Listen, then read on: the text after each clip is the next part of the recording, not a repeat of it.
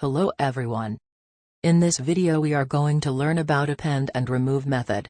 To add a new value to a list, use the append and insert methods. The remove method is passed the value to be removed from the list it is called on. Let's do the practical.